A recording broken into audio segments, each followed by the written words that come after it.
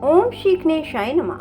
राधे राधे बंधुओं, आप सभी को देवउठनी एकादशी की हार्दिक शुभकामनाएं। बंधुओं, आप सभी जानते हैं कार्तिक मास के शुक्ल पक्ष की एकादशी तिथि को देवउठनी एकादशी होती है। बंधुओं, इस दिन जो कोई भी देवउठनी एकादशी का व्रत करते हैं, भगवान विष्णु प्रसन्न होकर उनकी सभी मनोकामनाएं पूरी करते हैं। बंधुओं, देवउठनी एकादशी के दिन भगवान विष्णु की विधिवत पूजा के साथ साथ व्रत भी किया जाता है। इसके साथ ही कथा का श्रवण अवश्य किया जाता है। ऐसा करने से मनुष्य को शुभ फलों की प्राप्ति होती है। बंधुओं, हिंदू धर्म में एकादशी का बहुत महत्व है। विशेष रूप से देवउठनी एकादशी का दिन बहुत ही शुभ और पुण्यदायी माना जाता है। हर साल कार्तिक मास के शुक्ल पक्ष की एकादशी तिथि को देवउठनी एकादशी का व्रत रखा जाता है।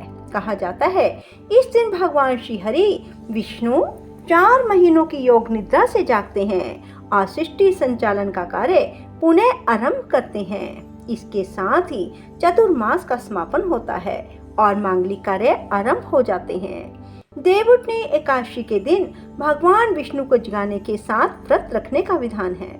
इस साल देवउठनी एकादशी पर काफी शुभ योगों का निर्माण हो रहा है। इस दिन विधिवत पूजा करने के साथ साथ अंत में आरती अवश्य करनी चाहिए। ऐसा करने से आपकी पूजा पूर्ण होगी और भगवान विष्णु की कृपा से सुख, समृद्धि, धन संपदा की आपको प्राप्ति होगी।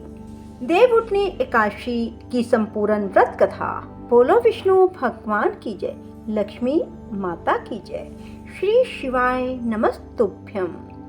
एक समय की बात है, एक राज्य था जहां धर्म, आस्था, संस्कारों का पालन बड़े नियमों से किया जाता था।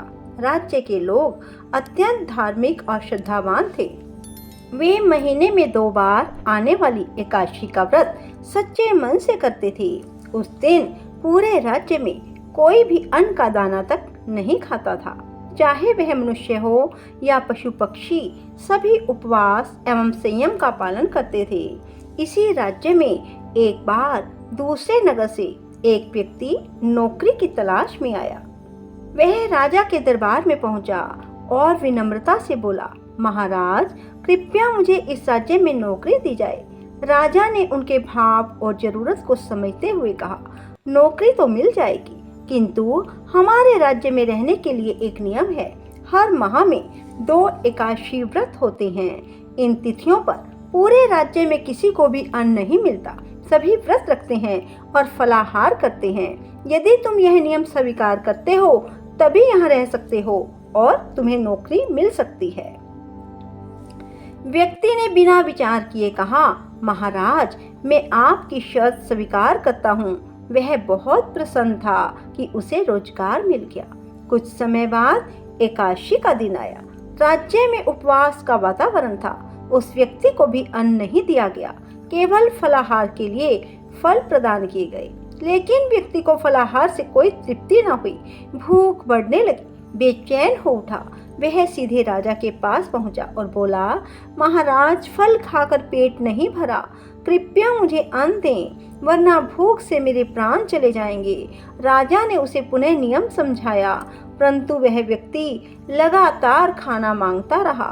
अंततः राजा को दया आई और उन्होंने उसे आटा, दाल, चावल, नमक आदि सभी सामग्री अन्न पकाने के लिए दे दी। वह व्यक्ति बड़ी खुशी के साथ नदी के किनारे गया। पहले उसने स्नान किया, फिर श्रद्धा से भोजन बनाया। जब भोजन तैयार हुआ तो उसने आसन लगाया और आंखें बंद कर भगवान विष्णु का ध्यान करते हुए कहा, हे प्रभु, भोजन तैयार है। आप पहले प्रसाद ग्रहण करें, इसके बाद ही मैं भोजन करूंगा। उसकी सच्ची भक्ति और भावना देखकर भगवान विष्णु स्वयं प्रकट हुए और भोजन ग्रहण किया। फिर वे अपने धाम लौट गए। व्यक्ति भी भोजन कर प्रसन्नता पूर्वक अपने कार्य में लग गया।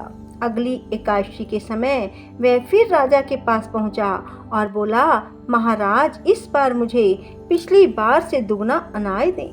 राजा ने चकित होकर पूछा, दुगना अन्न क्यों? उसने सरलता से उत्तर दिया, पिछली बार भगवान विष्णु स्वयं भोजन करने आए थे। आधा अन्न उन्होंने खाया, आधा मैंने, इसलिए पेट पूरा नहीं भरा। राजा यह सुनकर हैरान हो गया।